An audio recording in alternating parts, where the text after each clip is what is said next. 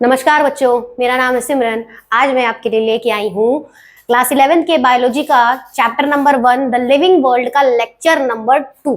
ठीक है, इससे पहले भी एक लेक्चर रिकॉर्ड हो चुका है। ठीक है, उसमें हम लोगों ने डिस्कस किया था उन तमाम कैरेक्टरिस्टिक और फीचर्स के बारे में जिसके बेसिस पे हम किसी चीज को लिविंग कह रहे थे और जिसके बेसिस पे किसी चीज को हम नॉन लिविंग भी कह रहे थे कि हाँ भाई इसमें ये नहीं प्रेजेंट है। उन कैरेक्टरिस्टिक को हम लोगों ने उस लेक्चर में डिटेल में डिस्कस किया है। तो अगर किसी ने वो लेक्चर नहीं देखा हो तो उस लेक्चर को सबसे पहले देख लीजिए, तब इस लेक्चर को आप देखिए तो आपको इस लेक्चर को समझने में आसानी होगी और आपको इजिली तरीके से समझ में आ जाएगा।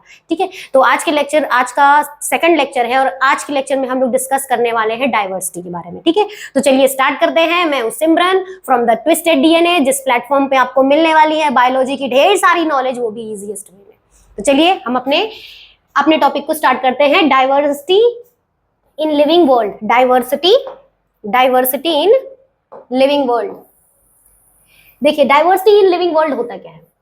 Diversity of living world, diversity का मतलब हो गया वैरायटी, कि हमारे प्लैनेट पर, हमारे अर्थ पर कितने वैरायटी ऑफ लिविंग ऑर्गेनिज्म पाए जा रहे हैं, उसी को हम लोग कहते हैं डाइवर्सिटी इन लिविंग वर्ल्ड। ठीक है, in living world, diversity in the living world, ठीक है, उसको हम लोग डाइवर्सिटी लिविंग वर्ल्ड बोलते हैं। अब इस टॉपिक को जैसे हम स्टार्ट करते हैं, सबसे पहला पॉइंट आ जाता है बायोडाइवर्सिटी। क्या आ जाता है सबसे पहला पॉइंट? बायोडाइवर्सिटी। जैसा कि मैंने पहले भी कहा है आपको कि ये जो वर्ड होते हैं वो अपने आप में ही 50% डेफिनेशन क्लियर कर देते हैं। जैसे कि इसमें देखिए, बायो वर्ड, दो वर्ड से मिल रहा है ना, बायो और दूसरा डाइवर्सिटी। बायो का मतलब क्या हो गया? लाइफ, है ना। बायो का मतलब हो गया आपका क्या हो गया? बायो का मतलब हो गया आपका लाइफ। ठीक है, और डाइवर्सिटी मतलब वैरायटी।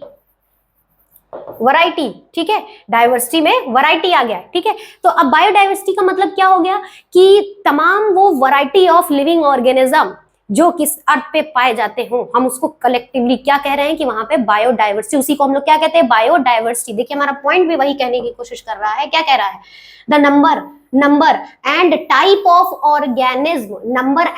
ऑफ ऑर्गेनिज्म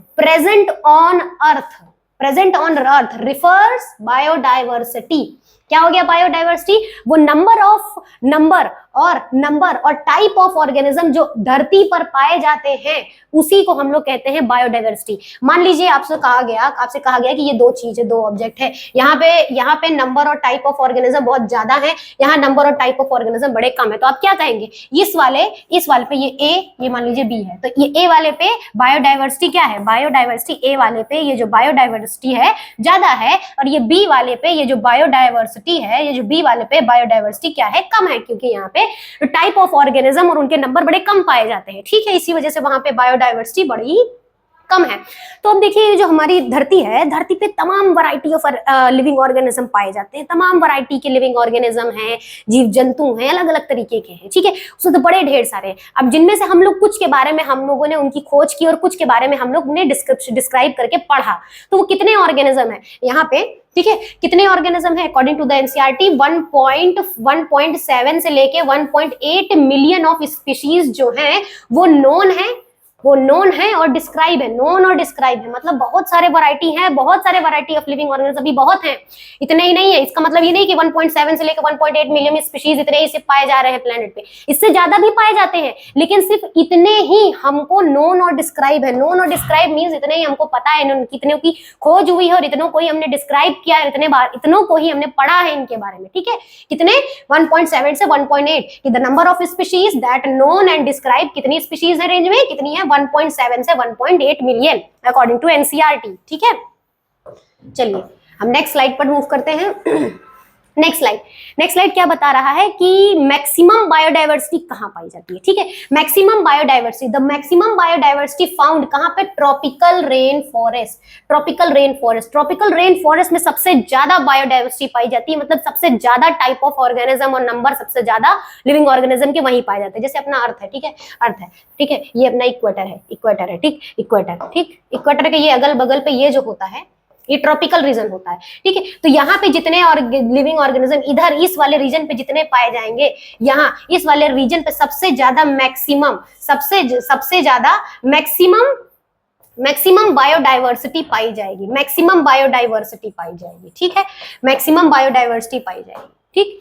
तो ट्रॉपिकल रेन फॉरेस्ट एक ऐसा रीजन है जहां पे क्या पाया जाता है, सबसे ज्यादा मैक्सिमम बायोडाइवर्सिटी पाया जाता है, ठीक है ना। दूसरा पॉइंट कह रहा है क्या, दूसरा पॉइंट कह रहा है कि हमारा सेकंड मैक्सिमम बायोडाइवर्सिटी कहां पाई जाती है, सेकंड मैक्सिमम बायोडाइवर्सिटी हमारा पाया जाता है कोरल रीफ वाले एरिया में, ठीक है। ये सेकंड वो दूसरी जगह है जहां पे सबसे ज्यादा मैक्सिमम बायोडाइवर्सिटी पाई जाती है, ठीक। तो अब अभी हमने ये क्या किया, अकॉर्डिंग टू एनसीईआरटी के हिसाब से देखिए जो न्यू डाटा है, अकॉर्डिंग टू एनसीईआरटी और कह सकते हैं अकॉर्डिंग टू न्यू डाटा के हिसाब से कम 5 से लेके 30 मिलियन ऑफ स्पीशीज प्लांट और एनिमल की अर्थ पर पाई जाती है, अर्थ पर है। अप्रोक्सीमेटली ऐसा लिया गया कि 5 से 30 मिलियन ऑफ स्पीशीज प्लांट की और एनिमल की धरती पर पाई जा रही है, जिसमें से सिर्फ कितने नॉन डिस्क्राइब है, अभी हमने डिस्कस क्या किया, जिसमें से सिर्फ कितने नॉन डिस्क्राइब है, 1.7 मिलियन नॉन है और डिस्क्राइब है, इतने ही नॉन डिस्क्राइब है। अब सोचिए कि 5 से 30 मिलियन स्पीशीज में से सिर्फ 1.7 से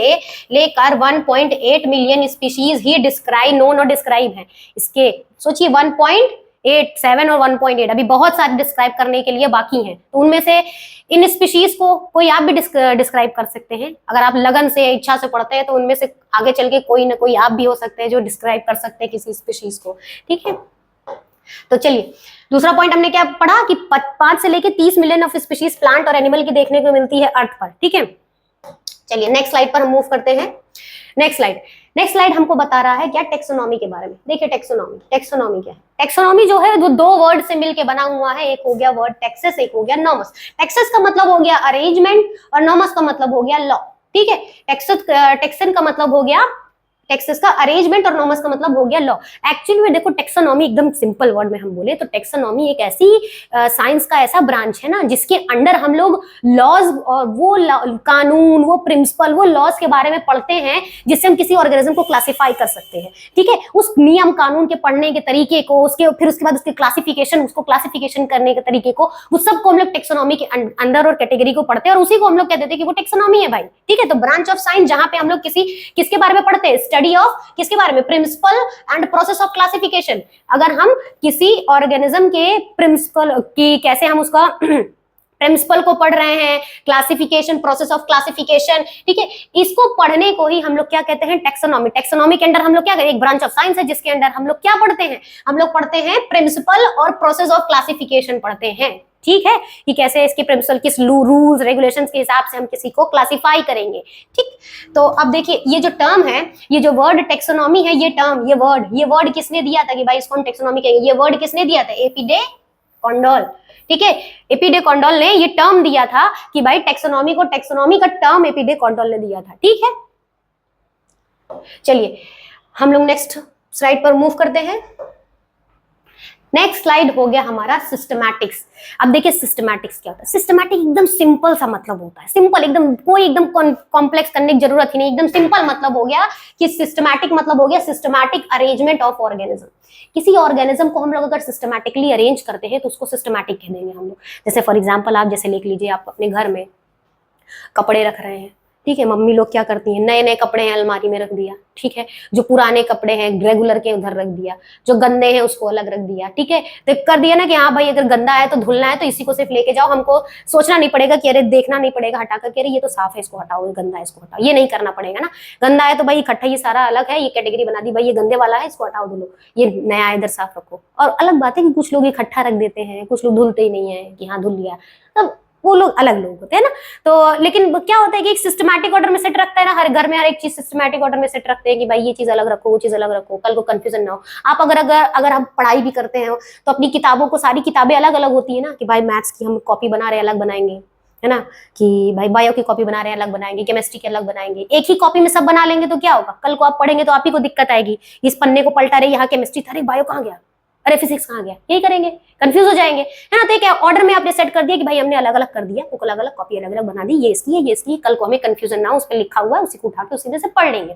तो उसी तरीके से इसी भी चीज को, किसी भी ऑर्गेनिज्म को अगर हम सिस्टमैटिक सेट में अरेंज नहीं करेंगे तो हमें भी बड़ी दिक्कत होगी उसी को, उसके कैरेक्टरिस्टिक को पढ़ने में और समझने में, ठीक है। तो सिस्टमैटिक एक सिंपल सा वर्ड है कि सिस्टमैटिक्स का मतलब क्या हो गया कि सिस्टमैटिक अरेंजमेंट ऑफ ऑर्गेनिज्म, अब ये जो सिस्टमैटिक्स वर्ड है ना, ये वर्ड डिराइव्ड हुआ है एक लैटिन वर्ड से। किससे डिराइव्ड हुआ है? लैटिन वर्ड से, जिसका नाम क्या है, जिसका लैटिन वर्ड वो क्या है? सिस्टमा। सिस्टमा वर्ड से ये वर्ड बनाया गया है सिस्टमैटिक्स, ठीक है। अब ये सिस्टमा वर्ड जो है एक लैटिन वर्ड है, ठीक है, जिसका मतलब क्या हो गया? सिस्टमा वर्ड का मतलब क्या हो गया? पहले मैंने बता दिया कि सिस्टमैटिक अरेंजमेंट ऑफ ऑर्गेनिज्म। अगर किसी ऑर्गेनिज्म को आप सिस्टमैटिकली अरेंज कर रहे हैं तो वो सिस्टमैटिक कहलाएगा, ठीक है। ये हो गया आपका सिस्टमैटिक्स। अब ये जो लीनियस भाई साहब थे, इन्होंने अपनी एक बुक दी एनिमल के ऊपर, ठीक है, बुक दी एनिमल के ऊपर, उस बुक का उन्होंने नाम रखा सिस्टमा नेचुरे, ठीक है, सिस्टमा नेचुरे। ये जो लीनियस भाई साहब थे, यही एक पहले इंसान थे जिन्होंने अपनी बुक में किसी चीज को किसी जितने एनिमल्स थे और एनिमल्स थे उनको एक सिस्टमैटिक वे में ऑर्डर में सेट करके बुक में दर्शाया था। तो यही वो पहले ऑर्गेनिज्म थे, ठीक है। और इन्होंने ही यूज किया था सिस्टमा नेचुरे वर्ड, इन्होंने एज अ टाइटल यूज किया था अपने बुक के लिए, पब्लिकेशन के लिए, ठीक है, इन्होंने यूज किया था, ठीक है। तो लीनियस भाई साहब थे वो। अब देखिए हमारा दूसरा लास्ट पॉइंट क्या कह रहा है? Systematic also include a evolutionary relationship between organism. ये इसको ऐसे लिख लीजिए, ऐसे लिखिए, वेरी IMP, ये बड़ा इंपॉर्टेंट पॉइंट है। ये शब्द ही अपने आप में जहां आ गया ना तो ये समझ लीजिए, ये दर्शा देगा कि ये सिस्टमैटिक है, इसके अलावा और कोई हो ही नहीं सकता है।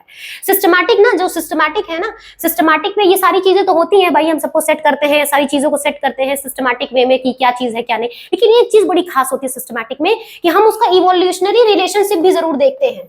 इवोल्यूशनरी रिलेशनशिप का मतलब क्या हो गया यहाँ पे? इवोल्यूशनरी रिलेशनशिप का यहाँ पे ये मतलब हो गया कि वो इवॉल्व कहाँ से हुआ है, ठीक है, जन्म कहाँ से, इवोल्यूशन कैसे हुआ है उसका, ठीक है, उसको भी कंपेयर करके रखते हैं कि भाई अगर ये इवॉल्व हुआ है, दो चीज है, ये भी यही से इवॉल्व हुआ है, वो भी वही से इवॉल्व हुआ है, उसी से मिल रहा है, तो हम उसको उसी भी कैटेगरी में रख देंगे। अगर मान लीजिए दो तीन चीजें हैं, ये कहीं और से इवॉल्व हुआ है, वो कहीं और से इवॉल्व हुआ है, तो इवोल्यूशन अलग इवोल्यूशन है, तो उनको हम एक कैटेगरी में नहीं रखेंगे, उसको अलग रखेंगे। तो इवोल्यूशन के बेसिस पे ही हम सिस्टमैटिक को सेट करते हैं। सिस्टमैटिक्स में इवोल्यूशन को भी इंक्लूड किया जाता है कि हम इसका इवोल्यूशन भी देखकर उसको सेट करेंगे, ठीक है। तो ये आपका पॉइंट इवोल्यूशनरी रिलेशनशिप यहाँ पे बता रहा है। चलिए तो हम लोग नेक्स्ट स्लाइड पर मूव करते हैं। नेक्स्ट है कैरेक्टराइजेशन। देखिए कैरेक्टराइजेशन क्या होता है? कैरेक्टराइजेशन का मतलब हो गया कि अगर हम डिस्क्राइब करते हैं observable characters of the organism, अगर हम किसी भी ऑर्गेनिज्म के ऑब्जर्व करने वाले कैरेक्टर को हम लोग डिस्क्राइब कर रहे हैं, बता रहे हैं, ठीक है, तो हम लोग उसको क्या कहेंगे? कैरेक्टराइजेशन कहेंगे। मतलब जो जो उसका मॉर्फोलॉजी कैरेक्टर देख के कि हाँ इसका दो पैर है, ठीक है, एक फिर उसके बाद दो पैर, चार पैर है, एक पूंछ है, ये सब कैरेक्टराइजेशन के अंदर आ जाएगा कि हाँ आपने देखा कि हाँ भाई ये चीजें हैं, दो आंख है, एक नाक है, दो कान है। ये कैरेक्टराइजेशन है कि आपने उसके बाहरी रूप को देखा और उसके बाद उसके कैरेक्टर और फीचर्स को ऑब्जर्व किया और उसको मेंशन किया, तो ये कैरेक्टराइजेशन के अंदर आएगा, ठीक है। ये कैरेक्टराइजेशन हो गया। दूसरा क्या हो गया? आइडेंटिफिकेशन। देखिए आइडेंटिफिकेशन क्या कर रहा है? Try to identify the organism को आइडेंटिफाई करो एग्जिस्टिंग विद एन एग्जिस्टिंग और कैटेगरी। देखिए इसका मतलब ओवरऑल क्या है?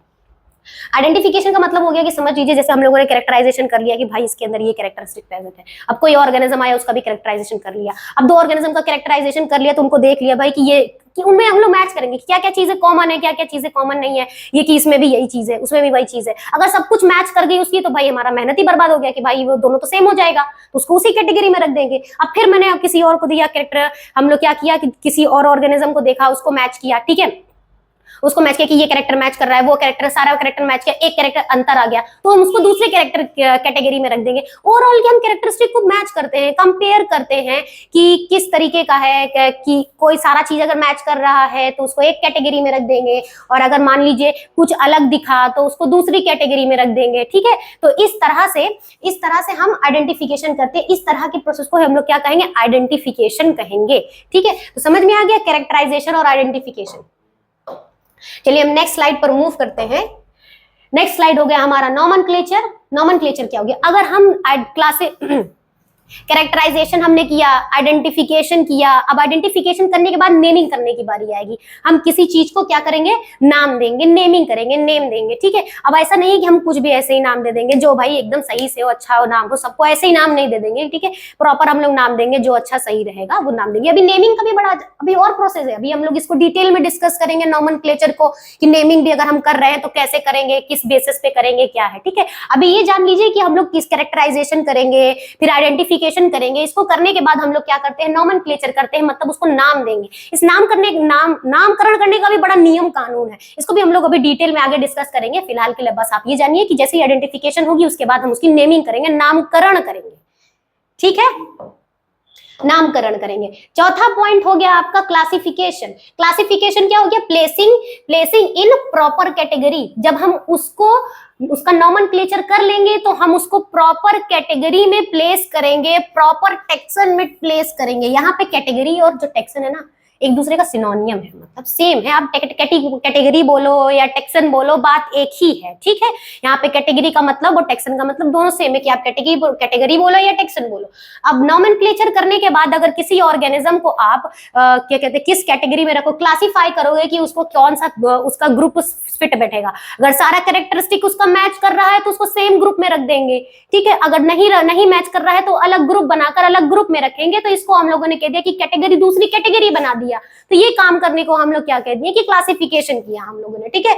तो ये आपका 4 पॉइंट हो गया। क्या हो गया आपका 4 पॉइंट, कौन कौन सा हो गया, पिछला 2 पॉइंट क्या है, कैरेक्टराइजेशन,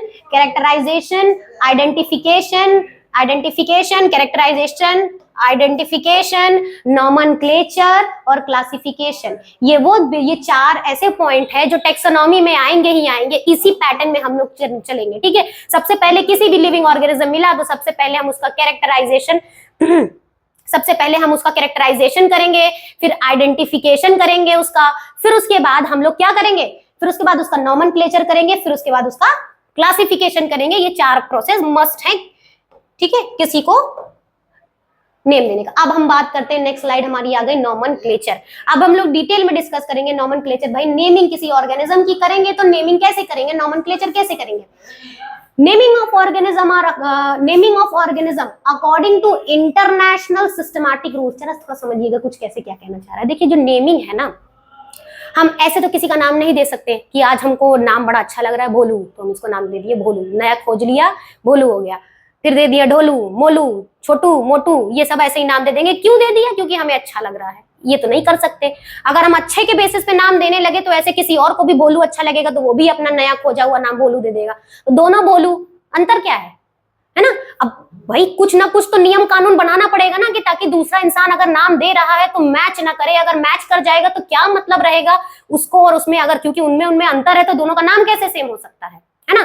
तो यही चीज को मिसमैच ना हो, दिक्कतें ना हो, सबका नाम सेम ना आए। अगर ऑर्गेनिज्म अलग है तो उनका नाम भी अलग होना ही चाहिए। इस तरीके इन सब की दिक्कतों को क्लियर करने के लिए इन्होंने नया कानून, मतलब कानून और रूल बनाया और बनाना पड़ा, ठीक है। तो यही कानून और रूल ही हमको नॉमेनक्लेचर करने में बड़ी मदद करता है, ठीक है। तो नेमिंग ऑफ ऑर्गेनिज्म, अगर किसी ऑर्गेनिज्म की आप नेम कर रहे हैं according to the international scientific rule, international scientific rule कुछ और नहीं, वो वही रूल है जिसके बेसिस पे हम किसी ऑर्गेनिज्म को नेम करेंगे, नेमिंग करेंगे ताकि दूसरे से मैच ना करे। वही रूल्स हैं, ठीक है। Based on the agreed principles and criteria. पूरा प्रिंसिपल क्राइटेरिया सेट करेंगे कि भाई ये चीजें हो। कोई पॉइंट हम बना रहे हैं तो दूसरे पे मैच ना करे, देखो कहीं क्लैश तो नहीं कर रहा है पॉइंट, ये पॉइंट उसने किया तो दोनों का नाम मिक्स हो जाए। मतलब बड़े सोच समझकर रूल्स, रेगुलेशंस, क्राइटेरिया बनाए गए कि ऐसे हम लोग करेंगे तब जाकर एक नया जो नाम मिलेगा वो हमेशा नया नाम ही मिलेगा, ठीक है। वो रूल्स बनाना पड़ा, ठीक है, विच आर प्रोवाइडेड इन। अब ये सारा रूल्स और रेगुलेशंस कहाँ पे प्रोवाइड किया जाता है, एक कम्युनिटी, अलग अलग कम्युनिटी बनाई जाती है। भाई प्लांट को अगर हम नेमिंग करेंगे तो एक ही तरह उसी तरीके से तो नेमिंग करेंगे नहीं, उसके लिए अलग रूल होना चाहिए। अगर एनिमल्स को नाम देंगे तो उसके लिए अलग रूल होना चाहिए, ठीक है। तो इस तरीके की, इसीलिए हम लोग हम लोगों ने क्या बनाया, अलग अलग कम्युनिटी बनाई, अलग अलग कम्युनिटी अलग अलग तरीके से। जैसे आईसीबीएन का फुल फॉर्म क्या है, international code for botanical nomenclature. देखिए I stands for international, C stands for code, B stands for botanical और एन स्टैंड्स फॉर नॉमेनक्लेचर। तो international code for botanical nomenclature, ठीक है। तो ये जो है यहाँ पे, ये जो इंटरनेशनल है, इंटरनेशनल कम्युनिटी है, ये किसका नाम करेगी, बोटैनिकल नॉमेनक्लेचर। बोटैनिकल नॉमेनक्लेचर मतलब कि यहाँ पे उन रूल्स के बारे में बताया जाएगा जिसके बेसिस पे आप किसी नए प्लांट को नाम दे सकते हैं, ठीक है। ये वो कम्युनिटी है जो आपको रूल्स बताएगी प्लांट को नया नाम देने का, ठीक है। एक और कम्युनिटी है आईसीजेडएन में भी इसका फुल फॉर्म क्या है, international code for zoological nomenclature. ठीक है, यहाँ पे भी I stands for international, C stands for code, ठीक है, C, Z stands for zoological और N स्टैंड्स फॉर नॉमेनक्लेचर। देखिए सब कुछ सेम है यहाँ पे, अगर आप देखेंगे तो इंटरनेशनल सेम है, कोड सेम है, ठीक है, यहाँ नॉमेनक्लेचर सेम है, बस यहाँ ये चीज का अंतर है, यहाँ बोटैनिकल, यहाँ जूलॉजिकल।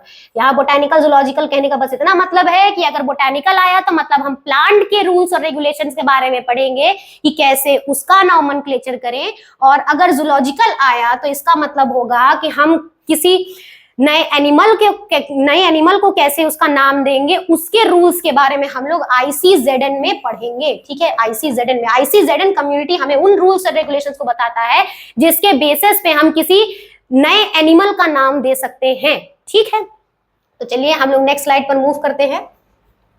बाइनोमियल नॉमेनक्लेचर, देखिए इससे पहले भी मैं आपको बता चुकी हूँ कि भाई अपना शब्द जो नया जो वर्ड है वो आधी डेफिनेशन अपना वर्ड बता देता है।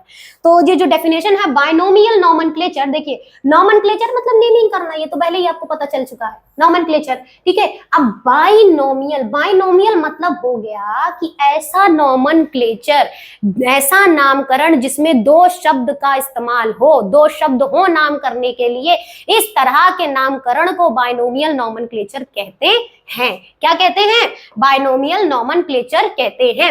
अब इसको पहली बार दिया किसने था? इसको पहली बार दिया था कैरोलस लीनियस ने। पहली बार इसको कैरोलस लीनियस ने ये बाइनोमियल नॉमेनक्लेचर दिया था। बाइनोमियल नॉमेनक्लेचर पहली बार कैरोलस लीनियस ने दिया था, और पहली बार बाइनोमियल नॉमेनक्लेचर कैरोलस लीनियस ने दिया था। इन्होंने कहा था कि इस बाइनोमियल नॉमेनक्लेचर में कि जो इस बाइनोमियल नॉमेनक्लेचर में कि जो नाम हम देंगे उस नाम में सिर्फ दो वर्ड होंगे, और जो दो वर्ड होंगे उसका पहला वर्ड होगा जीनस, ठीक है, और जो दूसरा वर्ड होगा वो स्पेसिफिक एपिथेट होगा, ठीक है। आप इसको जेनेरिक एपिथेट भी बोल सकते हो और ये स्पेसिफिक एपिथेट, ठीक है। दो वर्ड है, जेनेरिक एपिथेट और स्पेसिफिक एपिथेट, कि हर एक जो साइंटिफिक नेम होगा, एवरी साइंटिफिक नेम, हर एक साइंटिफिक नेम में कितना पार्ट होगा? दो पार्ट होगा, ठीक है, दो पार्ट होगा। एक पहला पार्ट होगा आपका जेनेरिक, दूसरा होगा आपका स्पेसिफिक एपिथेट, ठीक है, जेनेरिक एपिथेट और स्पेसिफिक एपिथेट। अब देखिए जेनेरिक एपिथेट पहला रूल, अब देखिए थोड़ा सा हम यहाँ पे पढ़ते जाएंगे, समझ लिया, इसको याद रखिएगा, ये बड़ा इंपॉर्टेंट पॉइंट्स रहते हैं, जितने भी यहाँ पे मैं पॉइंट बताऊंगी जिसके बेसिस पे आप नाम कर रहे हो, ठीक है, ये इंपॉर्टेंट है, याद रखिएगा। जैसे जेनेरिक एपिथेट, जो पहला वर्ड जो जेनेरिक है, जेनेरिक, ये जो जीनस है, जीनस का जो ये पहला वर्ड है वो हमेशा कैपिटल लेटर में लिखा जाएगा। किस में लिखा जाएगा? कैपिटल लेटर में लिखा जाएगा, कभी भी स्मॉल लेटर नहीं रहेगा। अगर आप स्मॉल लेटर लिखेंगे तो वो मार्क्स आपके कट जाएंगे, ठीक है।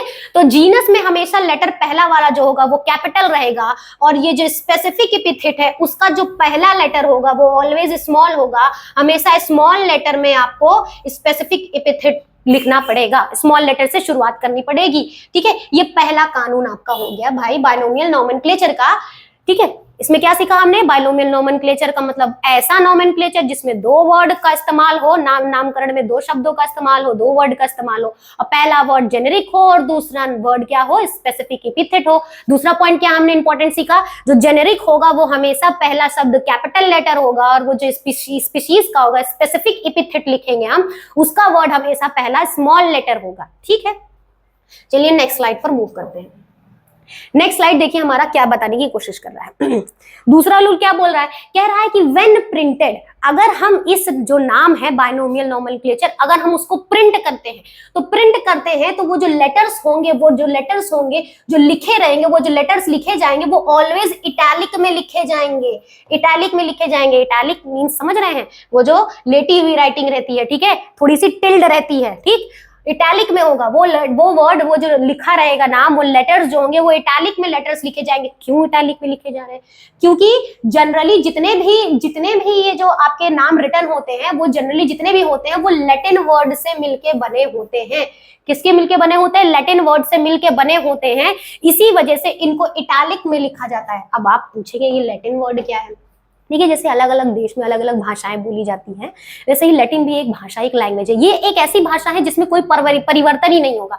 जैसे कि आप पढ़े होंगे कि भाषा में हर जगह परिवर्तन होता है। अगर अलग अलग चीजों को अलग अलग जगह पे अलग अलग नाम से जाना जाता है, जैसे आम को हम लोग यहाँ आम बोल रहे हैं, कहीं और कुछ और बोला जाता है, ठीक है। तो इस इस वजह से हर एक भाषा में परिवर्तन होता था। लेकिन लैटिन लैंग्वेज एक ऐसी भाषा है, इसको डेड लैंग्वेज भी कहा जाता है, इसमें कोई बदलाव नहीं होगा। मतलब अगर इसमें एक जो शब्द का मतलब होगा वो वही मतलब होगा, उसके अनेक शब्द नहीं होंगे, उसका आप सिनोनियम नहीं सुनोगे कभी भी, ठीक है। जिसका जो मतलब रहेगा वही एक मतलब रहेगा। इसी वजह से साइंटिफिक नेम करने के लिए लैटिन वर्ड का इस्तेमाल किया जाता है, ठीक है। और इसको एक स्पेशल तरीके से लिखा जाता है, इटैलिक वे में लिखा जाता है। क्यों लिखा जा रहा है? क्योंकि ये जनरली कैसे होते हैं, लैटिन वर्ड होते हैं इनके, ठीक है। ये दूसरा पॉइंट आपका। अब फिर आपका तीसरा पॉइंट क्या हो गया? अगर आपने हाथ से लिखा है, अगर आपने हैंड रिटन है, मतलब अगर हाथ से लिखा हुआ है, तो अगर ये हाथ से लिखा हुआ है तो दोनों पार्ट को, बोथ पार्ट, यहाँ दोनों पार्ट को अंडरलाइन करेंगे, दोनों पार्ट को अंडरलाइन करेंगे। जरा इंपॉर्टेंट रखिएगा, ध्यान रखिएगा, क्या? सेपरेटली।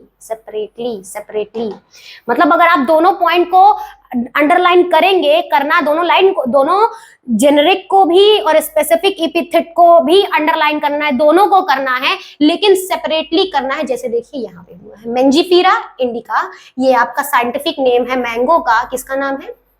मैंगो का साइंटिफिक नेम है मेंजीफेरा इंडिका। मेंजीफेरा यहाँ पे आपका जीनस है, उसको दर्शा रहा है, ठीक है। और इंडिका आपका स्पीशीज है, ठीक है। इस इंडिका आपका स्पीशीज है, ठीक है। और ये दोनों सेपरेटली अंडरलाइन हुए हैं, सेपरेटली अंडरलाइन हुए हैं, ये साथ में अंडरलाइन नहीं हुए हैं, ठीक है। ये आपका दूसरा पॉइंट हो गया। सॉरी, नेक्स्ट पॉइंट आपका क्या कह रहा है? Name of author. भाई हम ऑथर का नेम भी अपीयर्स आफ्टर स्पेसिफिक एपिथेट, आप ऑथर का भी नाम लिख सकते हो। सॉरी, ऑथर का भी नाम आप लिख सकते हो।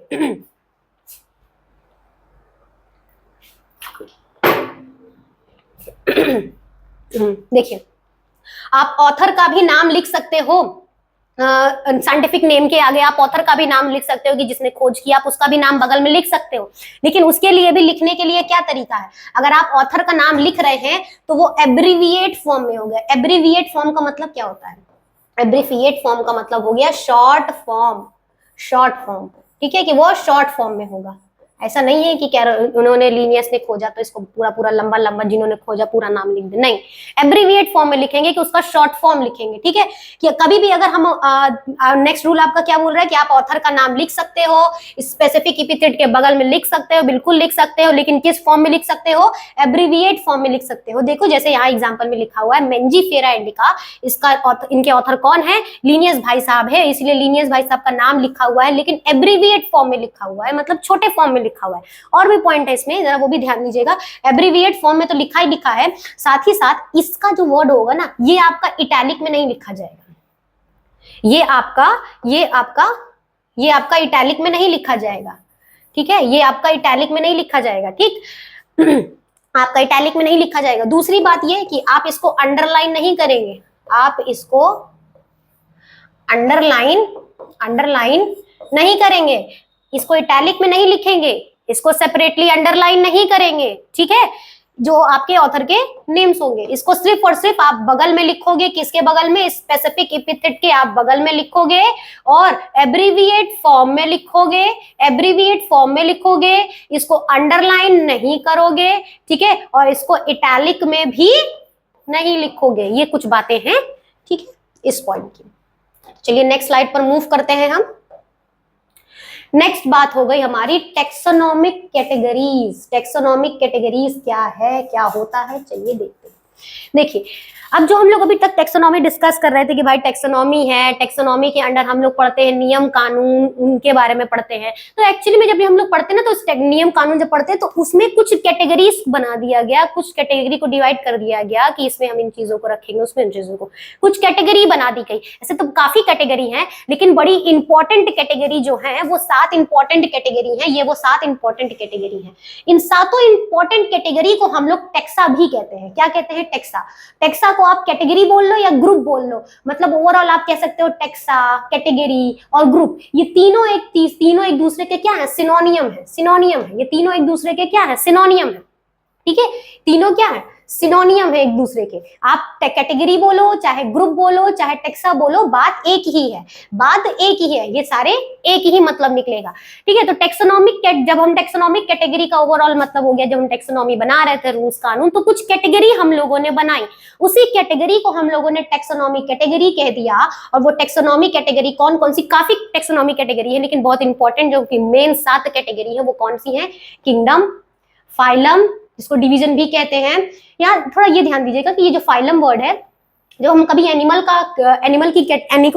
को डिस्क्राइब करेंगे तो वहां पे फाइलम वर्ड इस्तेमाल करेंगे।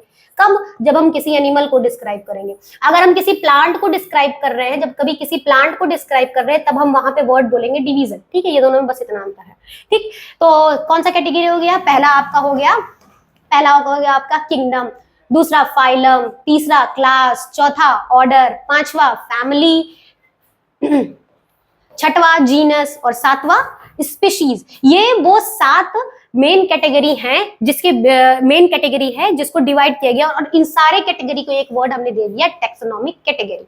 ठीक है, अब देखिए इंपॉर्टेंट यहाँ नोट पॉइंट क्या लिखा है? These all categories are taxa. इन सारे कैटेगरी को हम टेक्सा कहेंगे। जैसे किंगडम भी एक टेक्सा है, ठीक है, फाइलम भी एक टेक्सा है, क्लास भी एक टेक्सा है, ऑर्डर भी एक टेक्सा है, फैमिली भी, जीनस भी, स्पीशीज भी, ये सातों एक क्या है? टेक्सा है। क्या है? टेक्सा है। ये सातों टेक्सा है, लेकिन एट डिफरेंट लेवल। इन सब का जो लेवल है ना, वो अलग अलग है। मतलब ये भी एक टेक्सा है, ये भी एक टेक्सा है, लेकिन ये दोनों का लेवल अलग है, इन दोनों का लेवल अलग है। ठीक है, ये सब लोगों का लेवल अपने आप में अलग अलग है। ठीक है, और इन सब को ही हम लोग टेक्सोनॉमिक कैटेगरी कहते हैं, टेक्सोनॉमिक कैटेगरीज कहते हैं। ठीक है, ये वो 7 इंपॉर्टेंट कैटेगरीज है। अब देखते हैं, देखिए क्या है। जैसे किंगडम भी एक क्या है? टेक्सा है, कैटेगरी है। ठीक है, जैसे kingdom plantae, phylum angiospermae, class dicot, order sapindales, family anacardiaceae, genus आपका मेंजीफेरा, और स्पीशीज आपका इंडिका। अगर हाथ से लिखा है तो उसको क्या करेंगे आप? सेपरेटली अंडरलाइन करेंगे अगर साइंटिफिक नेम है तो। ठीक है, तो ये आपकी टेक्सोनॉमिक कैटेगरी हो गई। कितनी कैटेगरी हो गई? याद रखिएगा, इस कैटेगरी को बड़ा पूछा जाता है। अच्छा, एक कुछ और बात बता देते हैं। ये जो कैटेगरी है, ये जो किंगडम है, ये किंगडम सबसे लार्जेस्ट कैटेगरी है, ये टेक्सोनॉमिक कैटेगरी। ये सबसे ज्यादा सबसे बड़ी लार्जेस्ट कैटेगरी कौन सी है? किंगडम। किंगडम कैसा है? लार्जेस्ट कैटेगरी है, लार्जेस्ट।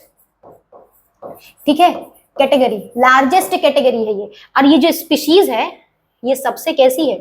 ये स्पीशीज सबसे स्मॉलेस्ट कैटेगरी है। कैसी है? स्मॉलेस्ट कैटेगरी है। ठीक है, स्मॉलेस्ट कैटेगरी है। सबसे बड़ी कैटेगरी किंगडम है और सबसे छोटी कौन सी है?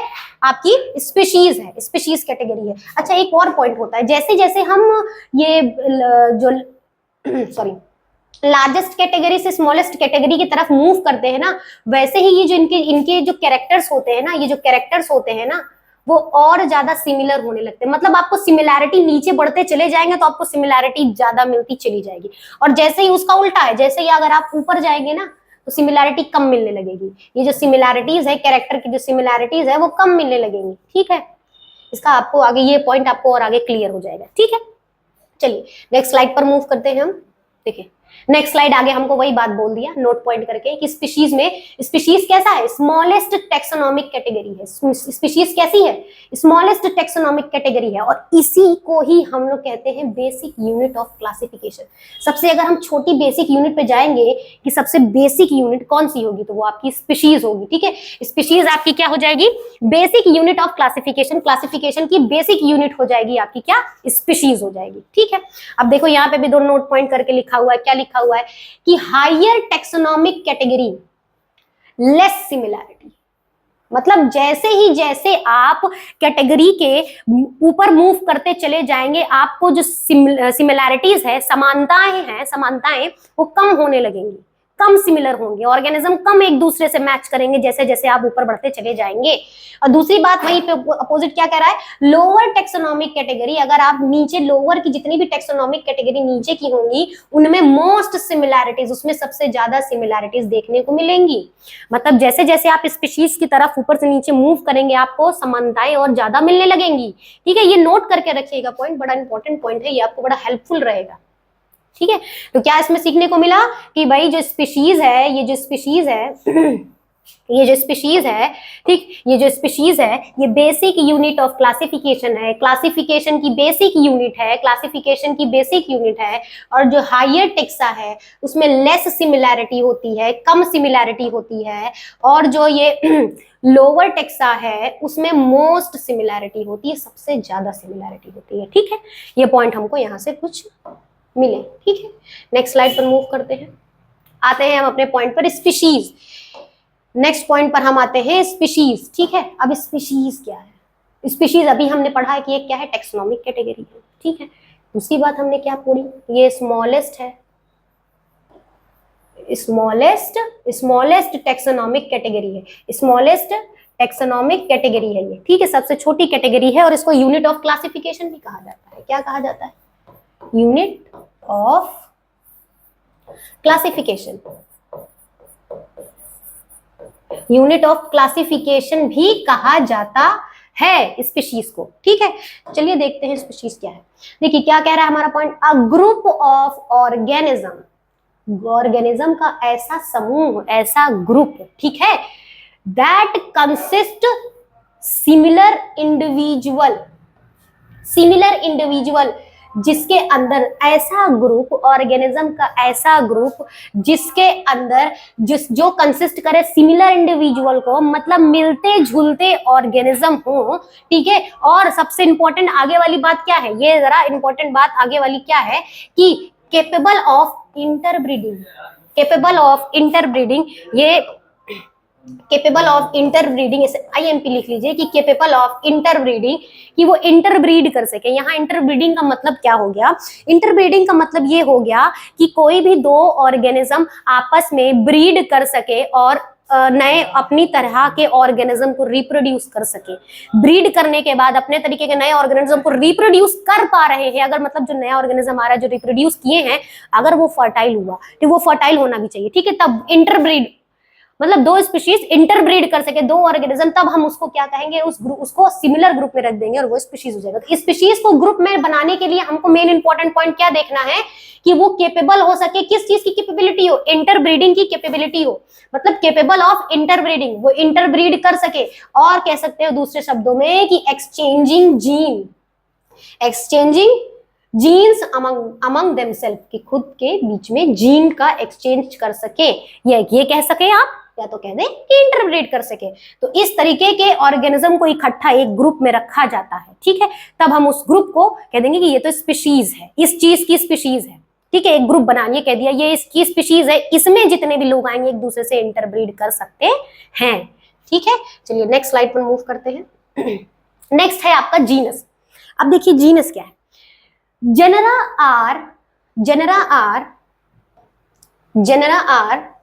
are aggregates of closely related species। देखिए ये वाला पॉइंट आ गया आपका। ठीक, क्या है, ये भी एक ग्रुप है। किसका ग्रुप है, किसका ग्रुप बनाया, मान लीजिए ये ग्रुप है, ये कुछ स्पीशीज है, ये कुछ स्पीशीज है, और ये स्पीशीज एक दूसरे से मिल रही है, ये सारी स्पीशीज एक दूसरे से मिल रही है, सिमिलर है। ठीक है, थोड़ा सिमिलर है, थोड़ा सा मैच कर रही है। तो इन सब को हमने एक ही कैटेगरी में, एक ही ग्रुप बना दिया और उस ग्रुप को हमने कह दिया जीनस। ठीक है, उस ग्रुप को जीनस, वो हो गया जीनस, उसको उस टेक्सा को हमने जीनस कह दिया और उसका अपना अपना नाम रखा। जैसे एग्जांपल में देख लीजिए, जैसे कि हो गया आपका पेंथेरा। पेंथेरा एक क्या है, पेंथेरा आपका एक क्या है, जीनस है। ठीक है, अब ये किसका जीनस है, देखिए लॉयन का, देखिए लॉयन का साइंटिफिक नेम होता है पेंथेरा लियो। लियो क्या हो गया, स्पीशीज हो गया। टाइगर का साइंटिफिक नेम पेंथेरा टाइगरस, ये भी एक स्पीशीज है।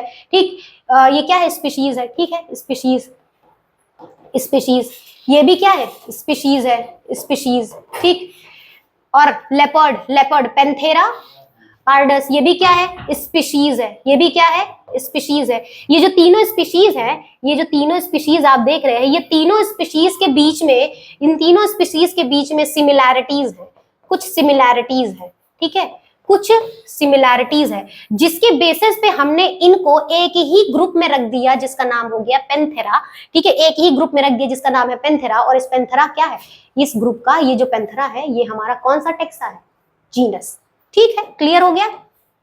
ये जीनस क्या हो गया, जीनस का मतलब aggregate of closely related species, ये ध्यान रखिएगा। एग्जांपल में आपका हो गया लॉयन, पेंथेरा लियो, पेंथेरा टाइग्रस, पेंथेरा पार्डस, तो ये आपका एक ये एग्जांपल हो गया, ठीक है। चलिए नेक्स्ट स्लाइड पर मूव करते हैं। नेक्स्ट स्लाइड हो गया आपका फैमिली। ये फैमिली क्या होता है, अब देखिए फैमिली भी सिंपल सा, फैमिली भी क्या है, हैज अ ग्रुप, ये भी एक ग्रुप है। अब किसका ग्रुप है, क्या है, ग्रुप ऑफ रिलेटेड जेनेरा। ऐसा रिलेटेड जेनेरा मतलब ऐसा जेनेरा जो एक दूसरे से कुछ सिमिलैरिटी शो करता हो, हल्की फुल्की सिमिलैरिटी शो करता हो। देखिए आगे हमारा पॉइंट भी बोल रहा है, with still less number of similarities. देखिए अभी जो मैंने वहां पॉइंट बताया था, आपको कहा था कि नोट करिएगा, आपको मदद मिलेगी, इंपॉर्टेंट पॉइंट है। क्या बताया था कि जैसे जैसे आप कैटेगरी के ऊपर बढ़ते चले जाएंगे सिमिलैरिटीज कम होती चली जाएगी। तो अब हम जेनेरा से फैमिली पे आ गए हैं, ऊपर जा रहे हैं ना, स्पीशीज पढ़ा पहले हमने, फिर जेनेरा पढ़ा, कम सिमिलैरिटी मिली, जेनेरा से फिर ऊपर गए फैमिली पे, तो उसमें अब सिमिलैरिटीज कम होने लगेंगी। तो वही पॉइंट बोल रहा है कि ये भी ग्रुप है रिलेटेड जेनरा का, मतलब कि दो जेनरा है, मान लीजिए ये दो जेनरा है, ये भी एक जेनरा है, ये भी एक जेनरा है, इनमें कुछ कैरेक्टरिस्टिक मिल रहे हैं। वो जो कैरेक्टरिस्टिक मिल रहे हैं वो कम है, मिल तो रहे हैं लेकिन थोड़ा कम है, कंपेयर देन जीनस के, कम मिल रहे हैं लेकिन कंपेयर देन जीनस के, लेकिन मिल तो रहे हैं, कम मिल रहे हैं, ठीक है। तो इनको हम लोगों ने एक कैटेगरी में रख दिया, जो कि हो गया एक अलग कैटेगरी में, टेक्सा पे रख दिया फैमिली में, ठीक है, अलग कैटेगरी वो टेक्सा में रख दिया फैमिली में, ठीक है। इसका बेस्ट एग्जांपल क्या है, देखिए एग्जांपल क्या है, Solanum, Petunia, Datura are different genera. ये सारे क्या है, अलग अलग तरीके के जेनरा हैं, ये अलग अलग जेनरा हैं, ये सारे क्या हैं, अलग अलग जेनरा है, लेकिन इन सबको प्लेस कर दिया गया एक ही फैमिली में, जो कि है सोलेनेसी फैमिली। इन सब की फैमिली एक है, किसके बेसिस पे रख दिया है इनको, इन सबको एक ही फैमिली सोलेनेसी में रख दिया। क्यों रख दिया, क्योंकि ये जो तीनों जेनरा है ना, ये तीनों जेनरा हैं, कुछ कैरेक्टरिस्टिक और फीचर्स इनके सिमिलर हैं, जैसे फ्लावरिंग,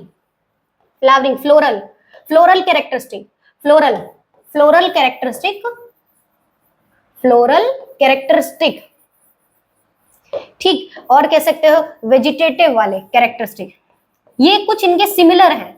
मतलब जैसा इनमें देखा जाएगा फ्लावर, उस तरह इसमें भी देखा जा रहा है, कुछ सेम नहीं है, मैं कह रही हूँ सिमिलर है, ठीक है, सिमिलर है। जैसा वेजिटेटिव प्रोपोगेशन इसमें देखा जा रहा है, इसमें भी देखा जा रहा है, उसमें भी देखा जा रहा है, इसीलिए इनको मिलाकर एक ही फैमिली के अंडर रख दिया गया, जो कि है सोलेनेसी। इनको एक ही फैमिली में रख दिया गया, क्या रख दिया गया, सोलेनेसी, एक ही फैमिली में रख दिया गया सोलेनेसी। ऐसे ही एक और एग्जाम्पल है हमारा एक और एग्जाम्पल है जीनस, जैसे पेंथेरा भी एक जीनस है, ठीक है, पेंथेरा एक जीनस है। फिलिस भी एक जीनस है। ये किसका जीनस है, ये कैट का जीनस है, ठीक है, ये कैट का जीनस है, फिलिस भी एक जीनस है कैट का। ये दोनों जो है ना, ये दोनों जो फीचर्स हैं, ये दोनों जो जीनस है, ये थोड़ा सिमिलैरिटी शो करते हैं, ठीक है, कुछ कैरेक्टर्स है जो इनके सिमिलर है, इसीलिए इनको प्लेस कर दिया गया एक ही फैमिली में, फेलिडेई, ठीक है, इनको एक ही फैमिली में प्लेस कर दिया गया। जैसे मान लीजिए जिस तरह बिल्ली जमाई ले रही है, ठीक है, म्याऊ, ठीक है, उस तरीके से पेंथेरा ये उसी तरीके से ये भी लेता है, तो कुछ कैरेक्टरिस्टिक इनके सिमिलर हैं, इसी वजह से इसके बेस पे इनको एक ही फैमिली में रख दिया गया, फेलिडेई, ठीक है। चलिए नेक्स्ट स्लाइड पर मूव करते हैं हम। नेक्स्ट स्लाइड हो गया आपका ऑर्डर क्या है, ये भी बड़ा सिंपल है, देखिए क्या है, this is the assemblage of families which exhibit of a few similarities। देखिए फिर बोल रहा है few similarities, इसका मतलब समझ रहे हैं, कैरेक्टरिस्टिक धीरे धीरे कम सिमिलर होने लगे हैं, ठीक। तो ये भी क्या है, ऑर्डर भी क्या है, ऑर्डर भी ग्रुप ऑफ सिमिलर फैमिलीज हैं। कुछ फैमिलीज ऐसे हैं जो थोड़ा सिमिलर है एक दूसरे के, उन्हीं को एक ही ग्रुप में रख दिया गया, उसका एक ही टेक्सा में रख दिया गया, ठीक है, जिसका नाम क्या हो गया, ऑर्डर, उसको एक टेक्सा बना दिया गया, उसको एक ही में रख दिया गया, ठीक है। अब उसका एग्जाम्पल देख लेते हैं। जैसे एग्जाम्पल में आपका देखिए प्लांट फैमिलीज में जैसे कॉन्वोल्वुलेसी, ठीक है, एक ये आपका फैमिली हो गया, सोलेनेसी एक ये फैमिली हो गया, ठीक है। ये जो दो फैमिली हैं, ये दो फैमिली में कुछ फीचर्स और कुछ कैरेक्टरिस्टिक सिमिलर दिखे, इसीलिए उनको एक ही ऑर्डर में रख दिया गया, लीएलएस, ठीक है। इसमें रख दिया गया आपको, किसमें रख दिया गया, एक ही ऑर्डर में रख दिया गया। मेनली क्यों रखा गया, इनका क्या है, पहले मैंने देखिए इससे पहले डिस्कस किया था कि वेजिटेटिव फ्लोरल कई के दो कैरेक्टर मिल रहे हैं, यहाँ पे क्यों एक ही ऑर्डर में रख दिया गया, क्योंकि इनके फ्लोरल कैरेक्टरिस्टिक यहाँ पे मैच कर रहे हैं। पीछे भी मैच कर रहा था, लेकिन फ्लोरल के अलावा भी कैरेक्टर मैच कर रहा था, ठीक है। अब धीरे धीरे यहाँ पे एक ही कैरेक्टर अब मैच कर रहा है, धीरे धीरे कैरेक्टर्स कम हो रहे हैं ना। जैसे मैंने आपको इससे पहले बताया था कि ऊपर हम लोग जैसे हायर टेक्सा में जाएंगे, सिमिलैरिटीज कम होती चली जाएंगी, तब हम लोग ऑर्डर में आ गए हैं। तो ऑर्डर में भी क्या हो गया, कॉन्वोल्वुलेसी और सोलिनेसी, ये भी दो फैमिलीज हैं। इन दोनों फैमिलीज में इनके फ्लोरल कैरेक्टरिस्टिक मैच कर रहे हैं, इसीलिए इनको एक ही फैमिली में प्लेस कर दिया गया, पॉलीमोनियलस, ठीक है। अब दूसरा एनिमल में देख लेते हैं। एनिमल्स में देखिए फेलिडेई और एक हो गया कैनिडेई। ये दो फैमिलीज हैं, ये डॉग की हो गई फैमिली, ठीक है, ये डॉग की फैमिली हो गई, ये कैट की। इन सब को, इन दोनों को एक ही ऑर्डर के अंडर रख दिया गया, एक ही ऑर्डर के अंदर कार्निवोरा, ठीक है, एक ही ऑर्डर के अंदर कार्निवोरा में रख दिया गया। क्यों रख दिया गया, क्योंकि भाई दोनों कार्निवोरस होते हैं, ठीक है, कार्निवोरस, क्योंकि कैरेक्टरिस्टिक देखे गए, फीचर्स देखे गए, मैच कर रहे हैं, इसीलिए इन दोनों को हम लोगों ने एक ही ऑर्डर में रख दिया गया, कार्निवोरा, ठीक है। चलिए नेक्स्ट स्लाइड देखते हैं हम। नेक्स्ट आ गया आपका क्लास। अब क्लास में क्या है, class include organism of related order, फिर से वही बात आ गई, सेम, सारी चीजें एकदम सिंपल है। देखिए रिलेटेड ऑर्डर मतलब क्लास में कौन आएगा, ऐसे ऑर्डर जो एक दूसरे से थोड़ा सिमिलर हैं, उन सारे सिमिलर ऑर्डर को एक कैटेगरी और एक टेक्सा में रख दिया गया, उसका नाम क्या है, क्लास। क्लास एक टेक्सा हो गया, उसमें टेक्सा में, उस क्लास में कौन कौन आएंगे, ऐसे ऑर्डर आएंगे जो थोड़ा बहुत मेल खाते हो, सिमिलर हो, उनको हम लोगों ने एक ही क्लास में लिख दिया, हैविंग। अब फिर आगे वही बात बोल रहा है, देखिए मार्क करिए, less, having a less similarities than order, कि ऑर्डर से थोड़ा कम सिमिलैरिटीज होगी। जैसा पहले बोला कि हाई टेक्सा मूव किया, सिमिलैरिटीज घटते जाएंगे। हर पॉइंट में आपको मार्क करके बता रहा है कि लेस सिमिलैरिटी, इसका मतलब टेक्सा मूव कर, हम हायर टेक्सा पे मूव करेंगे, सिमिलैरिटीज धीरे धीरे कम होती चली जाएंगी।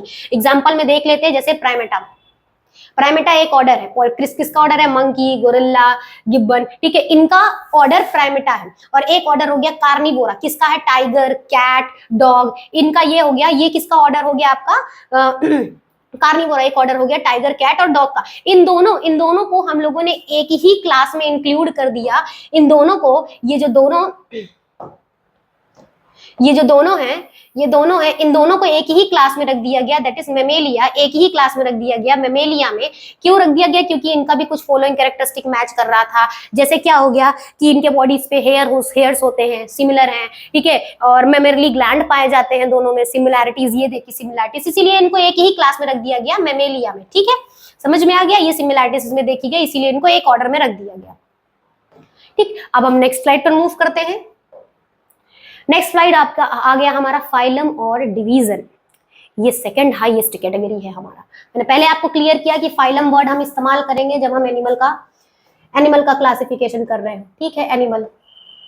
डिवीजन वर्ड हम कब इस्तेमाल करेंगे, जब हम प्लांट को क्लासिफाई कर रहे हैं, प्लांट को, ठीक है। अब taxonomic range above class, taxonomy का वह रेंज, वह टेक्सन जो क्लास के ऊपर पाया जाता हो, वो कौन सा है, फाइलम, ठीक है, कौन सा है, वो फाइलम है, और डिवीजन कह सकते हैं आप, ठीक है। अब देखिए एग्जांपल के तौर पे समझते हैं, जैसे फाइलम आपका कॉर्डेटा एक क्या है, आपका फाइलम है।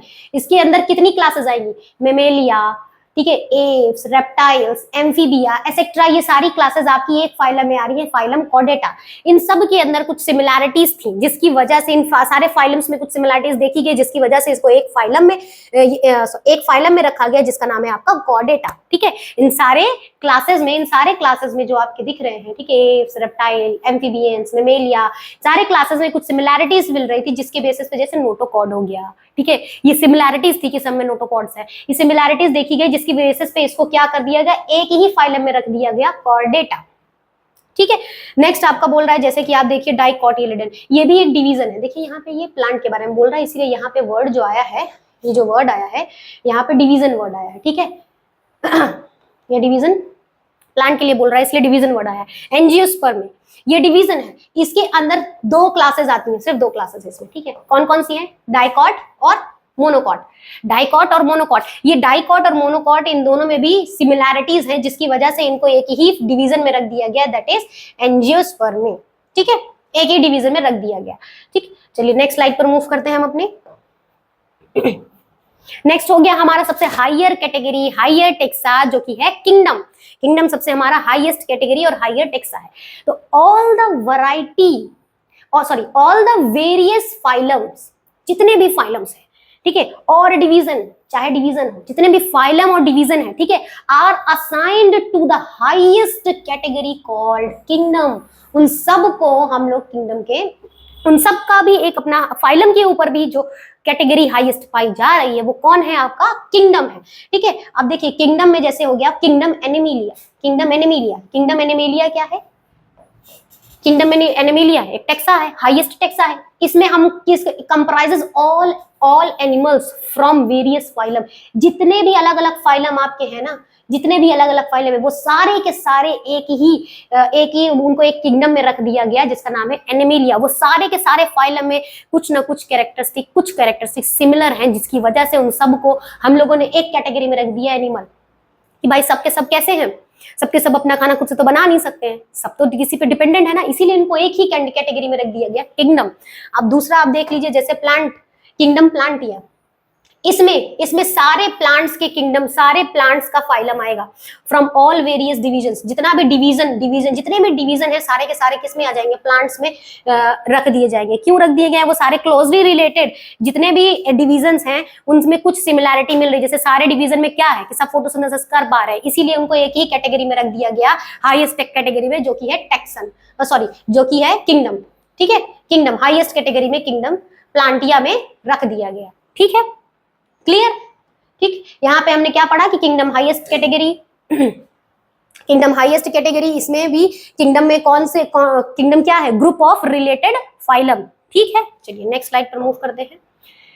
हाँ, तो आज का हमारा लेक्चर, ये जितना भी कैटेगरी था वो हमने पूरा डिस्कस कर लिया, वो कैटेगरी यहाँ पे खत्म। अब देखिए यहाँ मैं आपको एक स्लाइड लगाई हूँ, ये एनसीईआरटी की बुक से है, बड़ा कुछ ऑर्गेनिज्म के नेम लिखे हैं, उनको क्लासिफाई किया गया है इसमें, और ये इंपॉर्टेंट है, बड़ा इंपॉर्टेंट है, इसको ऐसे आईएमपी लिख लीजिएगा, क्योंकि ये कई क्वेश्चंस में ऐसे एनसीईआरटी बेस्ड है ना, तो इसमें कई कॉम्पिटिटिव एग्जाम में या चीजों में इससे रिलेटेड क्वेश्चंस आते हैं। ठीक है, अब देखिए जैसे इसमें लिखा हुआ है कॉमन नेम हो गया मैन, ये कॉमन नेम कुछ है, हाउस फ्लाई, मैंगो, वीट, ये कॉमन नेम। इसका scientific name binomial biological name scientific name हो गया। जैसे मैन का क्या हो गया, होमो सैपियंस, हाउस फ्लाई का मुस्का डोमेस्टिका, ठीक है, मैंगो का Mangifera indica, Mangifera indica, wheat का ट्राइटिकम एस्टिमम। ठीक है, ये इनका बायोलॉजिकल नेम हो गया, इसका ये जीनस हो गया। ठीक है, जीनस क्या हो गया, इसका होमो हो गया, इसका मुस्का हो गया, इसका मेंजीफेरा हो गया, इसका मेंजीफेरा हो गया,